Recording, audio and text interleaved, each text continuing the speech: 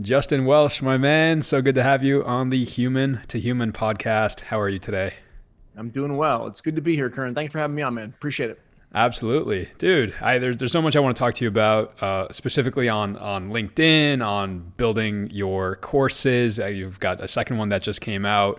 I want to talk to you about some rituals, man. I'm just really grateful you're here. And my first question for you, because I'd love to dive right in, is who is Justin Welsh today? Yeah, it's a great question. You know, I think the person that I am today is trying to live a different life than I've lived over the past maybe 2 decades. I think the last 2 decades of my life were all about kind of getting ahead in the traditional sense, the way that we might consider getting ahead, title wise, salary wise, responsibility wise. And it didn't start well, but it sure ended well. My 20s, I wasn't super successful, but my 30s was a different story. And I got to reach a lot of the goals that I wanted to reach in terms of running teams and building businesses and achieving titles and earning money and things like that. And, I think more recently, I've just come into this idea of creating a more and designing a more intentional life. And Mm. so as I move into my 40s here in the next 6 months, I really want to be focused on doing things I enjoy, but also avoiding things that I don't enjoy, and living a life that is, rich with time with my family and friends, and time for creativity and things like that. So I'm sort of relaxing a little bit more, I guess, is to capture it. Man, you're going to be a young 40. I'm sure you probably hear that quite a bit, but you're definitely going to be a young 40s. Dude, I love Thanks. what you said about being intentional. And it sounds like there's been some transformations in your life from even just a mental state from your 20s to your 30s. Looking back on the last 2 decades, what shifted from your 20s to your 30s? hmm And what do you feel like is going to shift when that 40 hits in the next 6 months? Yeah, my 20s was it's actually my 20s is sliced in sort of two parts. Early 20s was all about immaturity and irresponsibility. So I spent most of my early 20s just not caring about much. I got fired from 3 jobs. I didn't go to work very frequently, which led to the firings. All I cared about was working out and going out with my buddies. That's all I cared about for most of my 20s. I was pretty immature early on. Later in my 20s, it shifted towards really 28, 29. I got my first job that I really enjoyed at a company called ZocDoc, and a light switch sort of moment happened for me where I started to accept responsibility, and this drive came out of somewhere. It just was like this perfect intersection of like a powerful city, great teammates, a product I could get behind, and I was also maturing at the same time. And so I carried that into my 30s, and my 30s became about drive. And like I went from being this kind of lazy, immature guy to being the total opposite of that.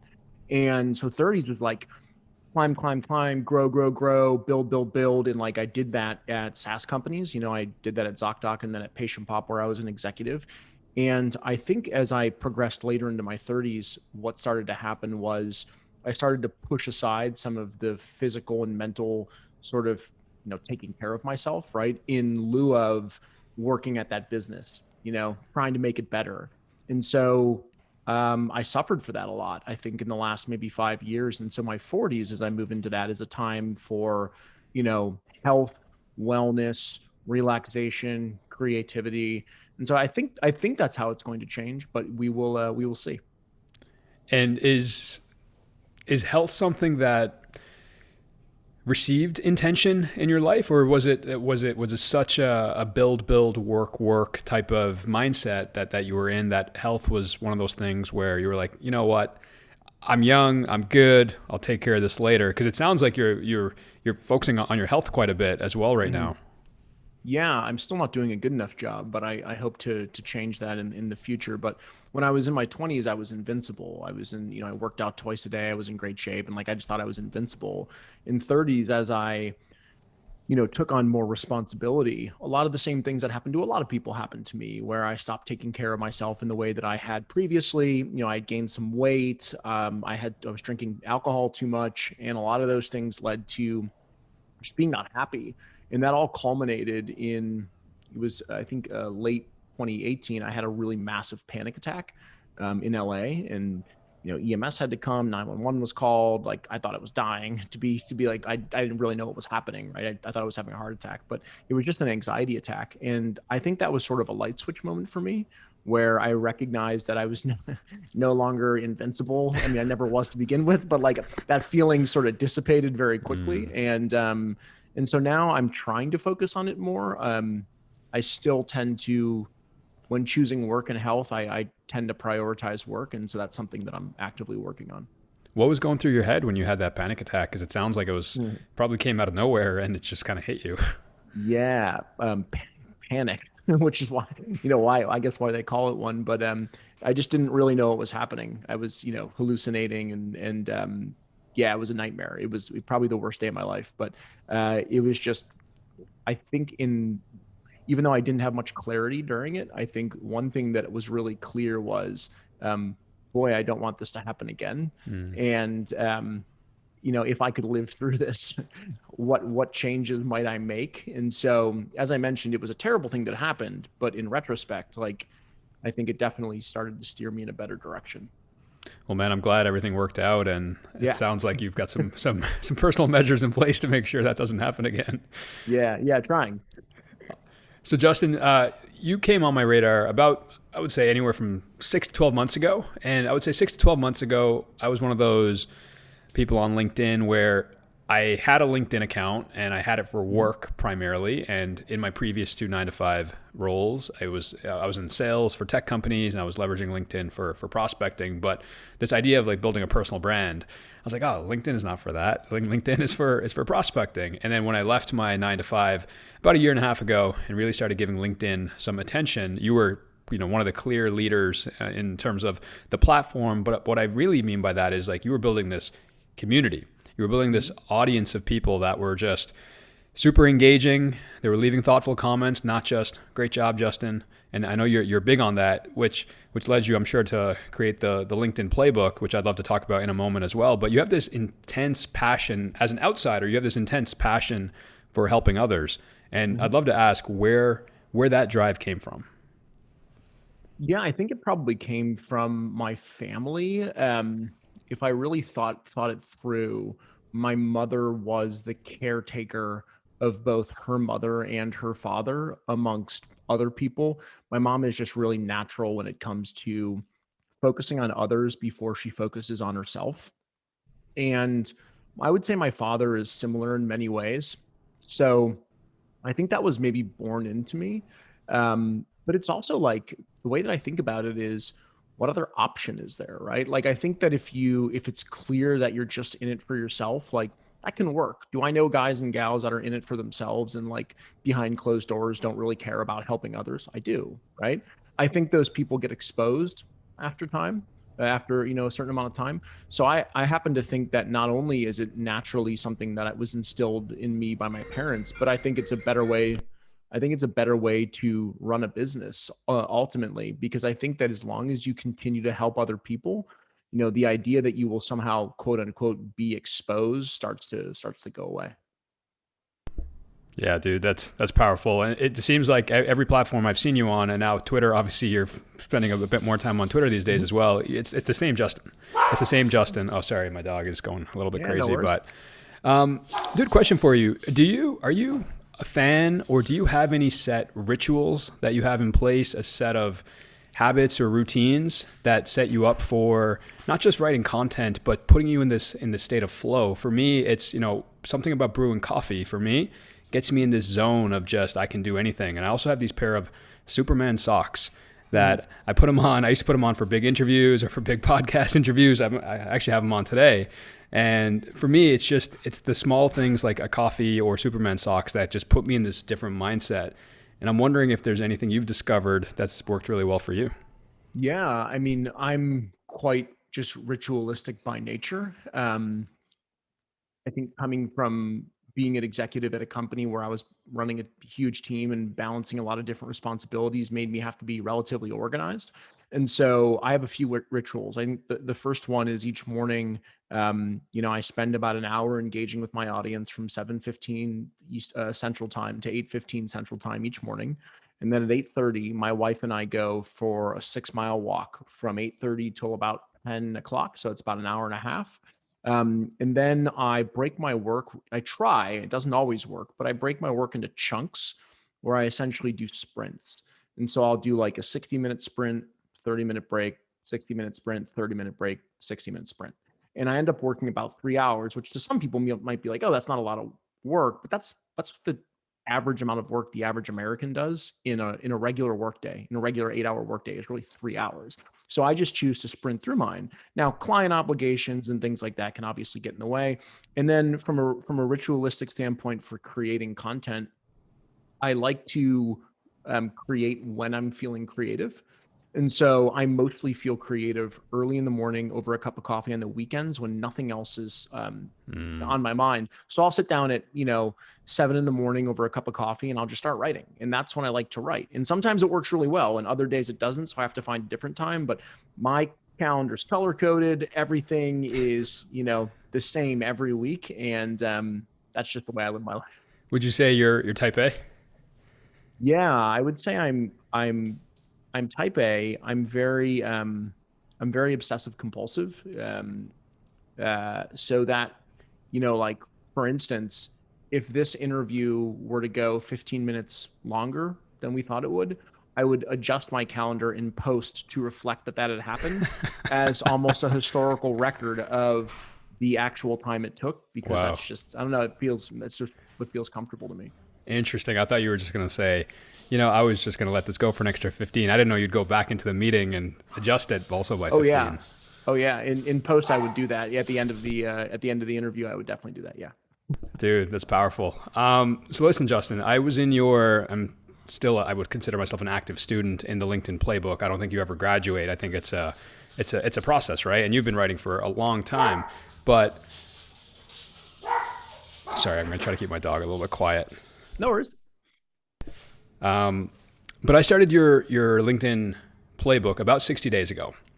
And yeah, it was really in the middle of December. And in January, my connections and my followers, after following your protocol or process for 30 days, both went up about 7%.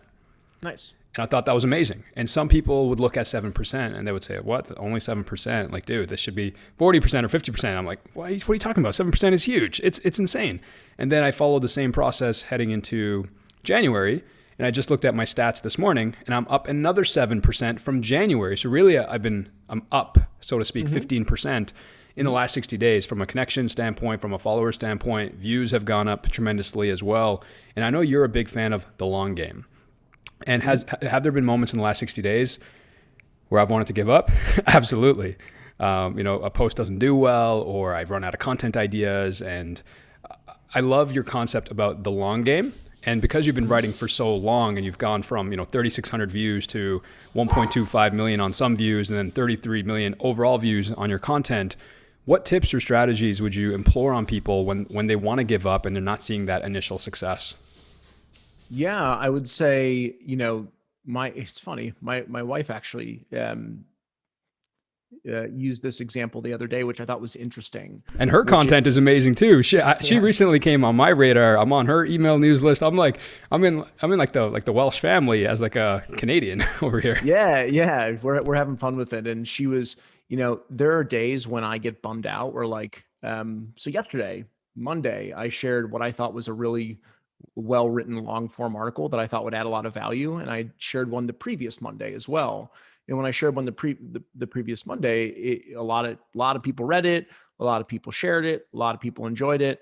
And so when I shared one yesterday, I thought that it would have a similar impact, and it had maybe a quarter of the impact. And sometimes that just happens, right? And like, I need to go back and just say, hey, what was different about this? Is it the way that I introduced it? Was it just not that good? Was it too long? And so I'll like ask a lot of questions around why it didn't get shared as frequently.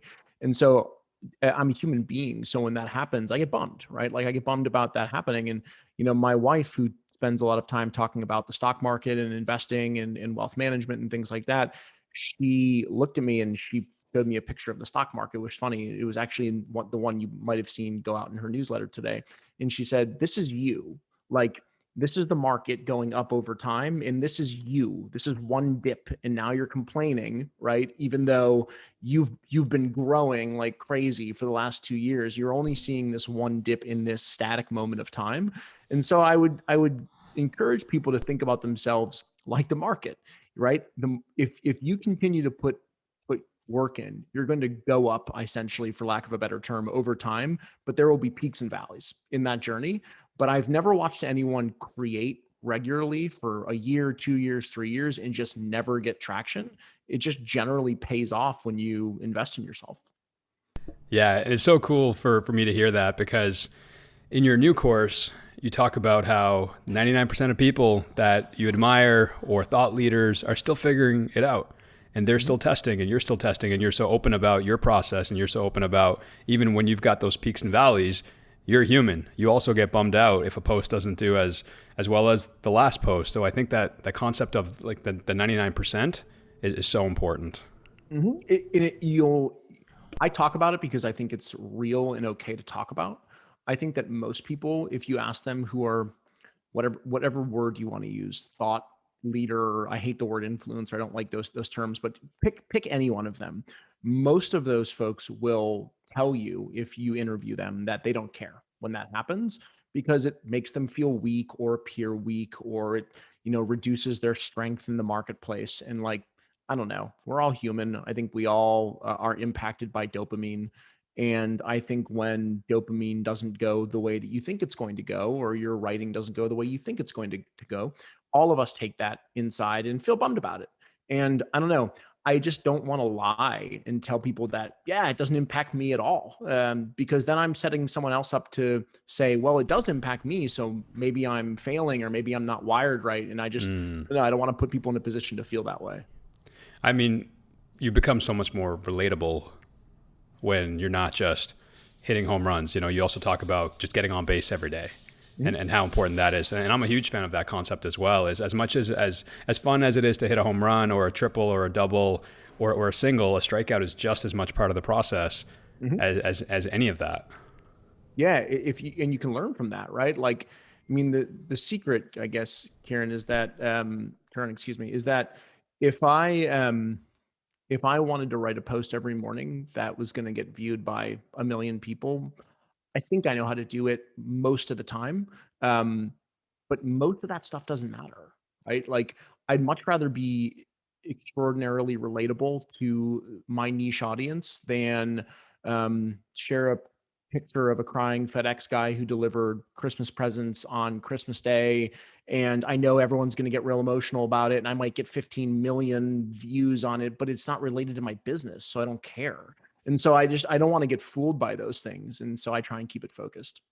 How do you feel about posts like that when you're on LinkedIn or Twitter or Facebook, and you see, and I think, I don't want to say the word clickbaity, but I think there's a time and a place for that. Absolutely. And I think it converts.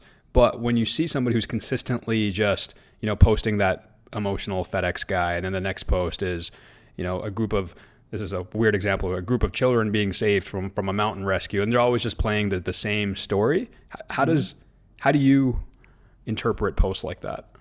I try my hardest to just not care about why people do things, why other people outside of me do things. I think it's a waste of time for me to say, oh, I don't like Jim's stuff because of X, right? Like, I don't know why certain people do certain things. And I think that dopamine plays into it quite a bit, even though they may not admit it. I think a lot of people create content to check their phone and see how many times people are liking it or retweeting it. And if that's the sheer reason for creation, who am I to judge that? Like, who am I to say you shouldn't do that? I think it's boring. I don't think it's exciting. I don't think it teaches me anything. And so I try and think, when I write something, the question I ask myself is, does anyone need to read this? And if the answer is no, then it's not very good for me. Now, for others, they might just have a different approach. And so that's how I think about it.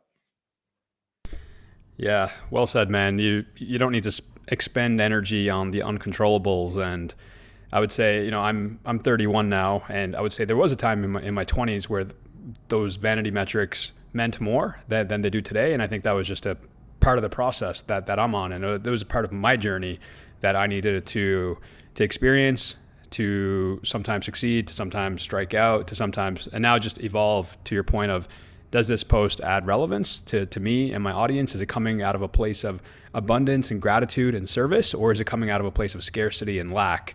And am I just doing this because of my own insecurities?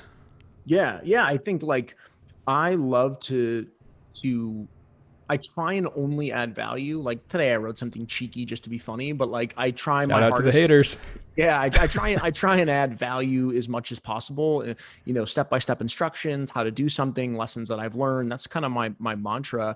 But like, of course, I still care about like all those metrics, right? Like, because inside of that very niche post focused on my audience, I want to know, like, is it actually resonating? Are people reading it? Are they interacting with it? Are they sharing it? Like those, while a lot of people, and they are vanity metrics, right? I think they still can be leading indicators of whether or not you're moving in the right direction. And so, that's how I think about it.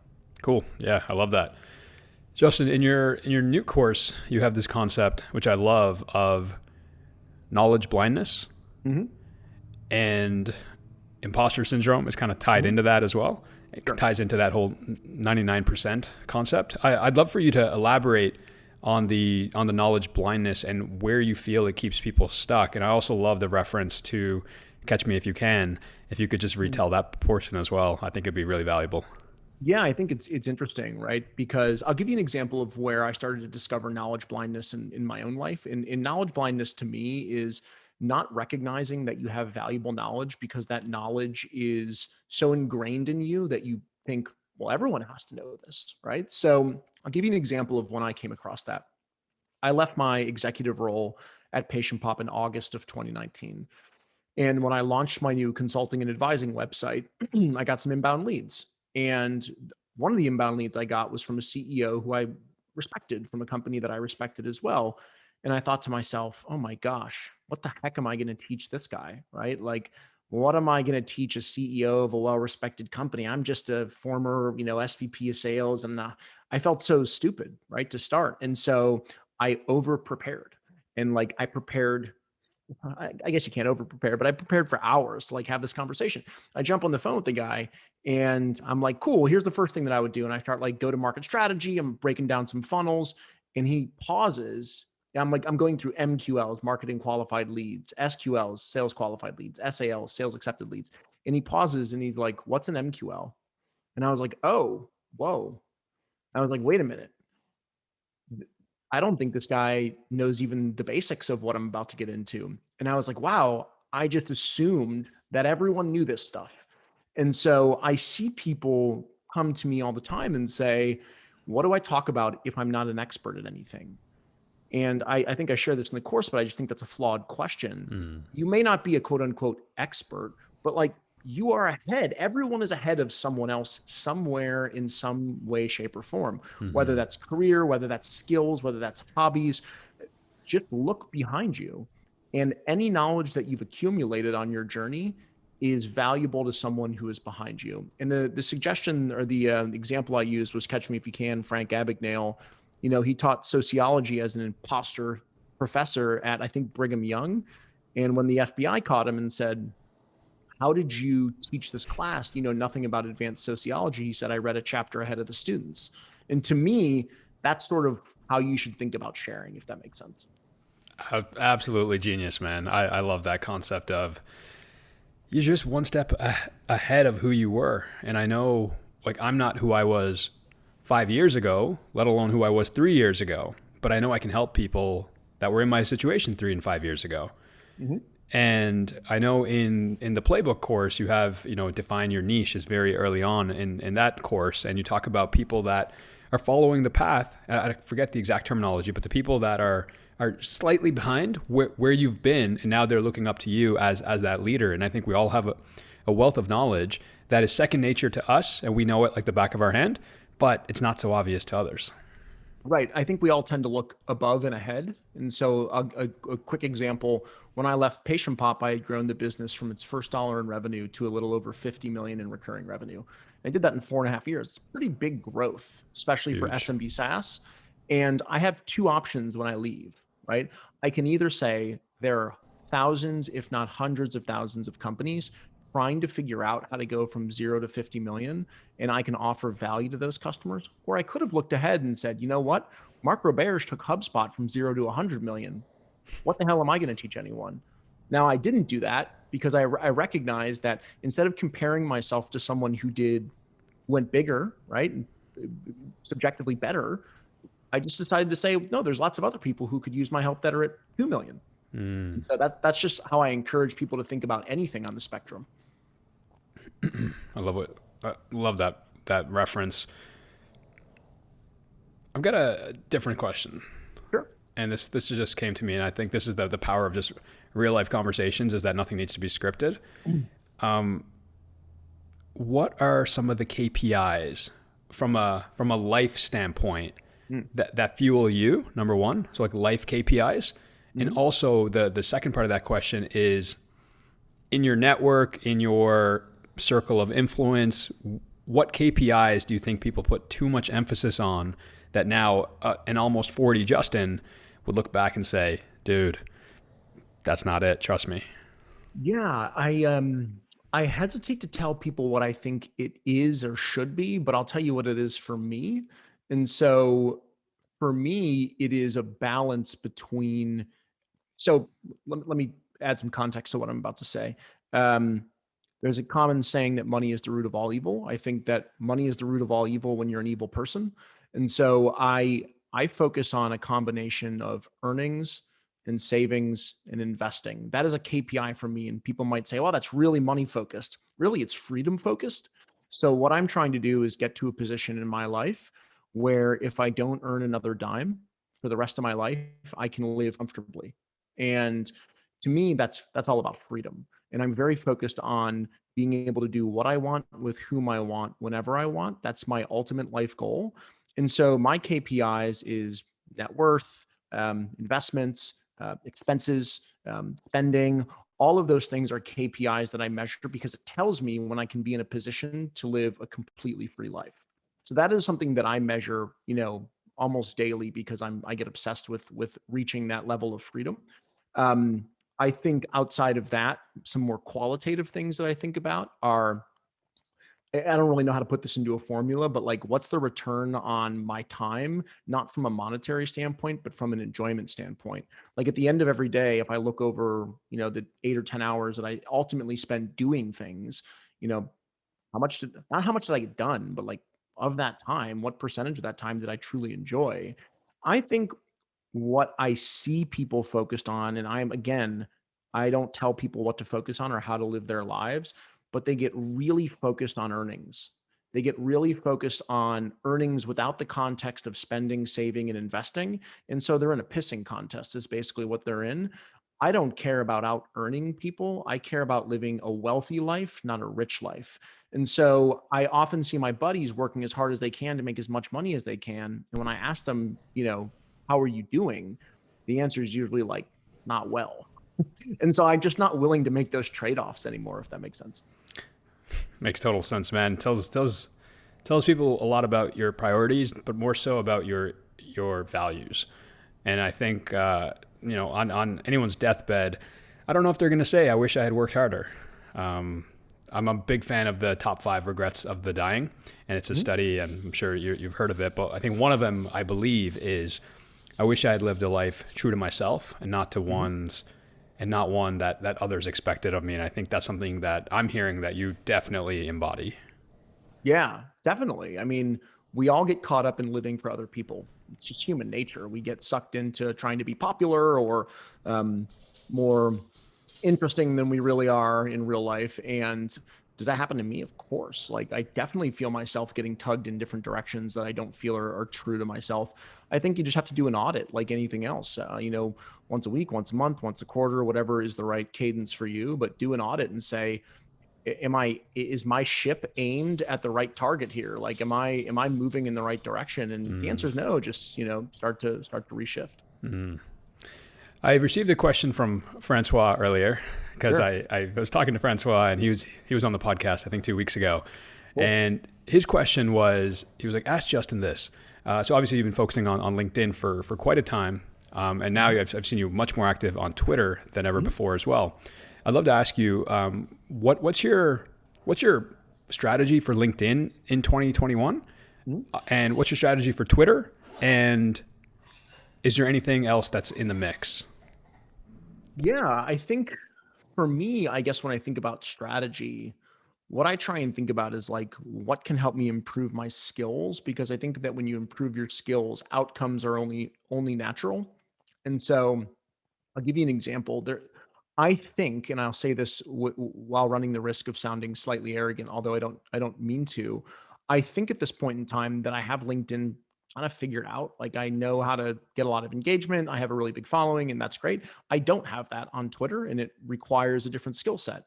And so I've committed to writing there to see if I can share my thoughts in smaller increments, right? But also I'm like, I think David Perel wrote this a couple of weeks ago on Twitter. There's machine guns and there's snipers. I'm a machine gun on LinkedIn. I create pretty continuously.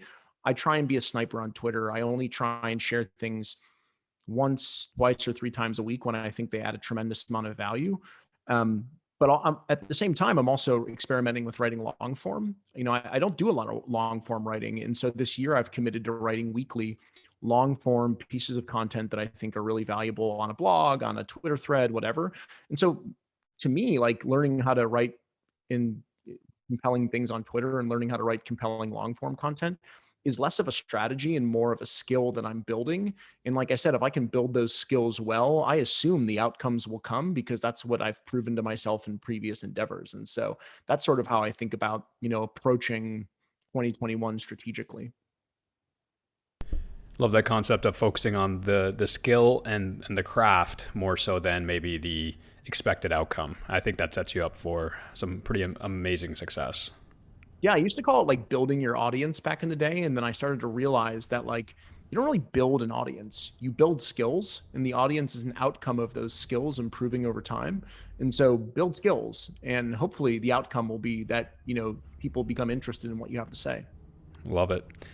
Three final questions, man, before we wrap. And the first question is, what are you most excited about in the next 60 days?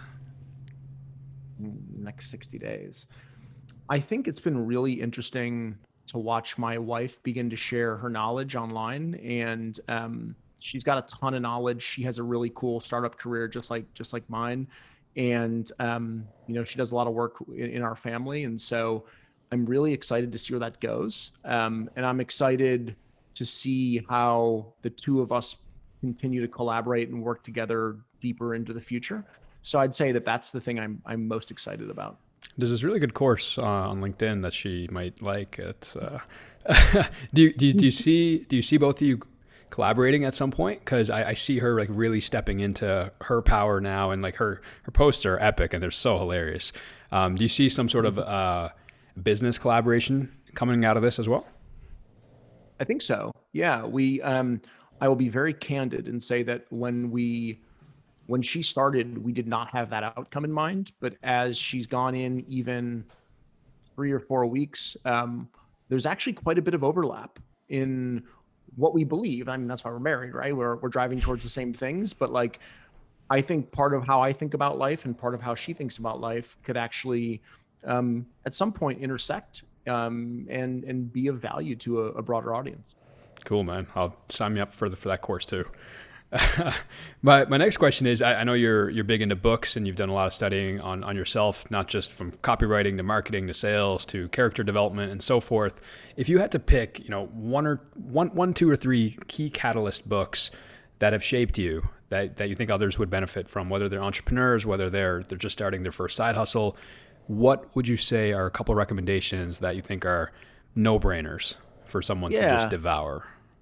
yeah, it's interesting. One is, kind of an old cliche, which is the 4 hour work week, right? Everyone's probably read that, but I don't I don't read that because I think you can work 4 hours a week. I don't read that because I want to automate everything in my life.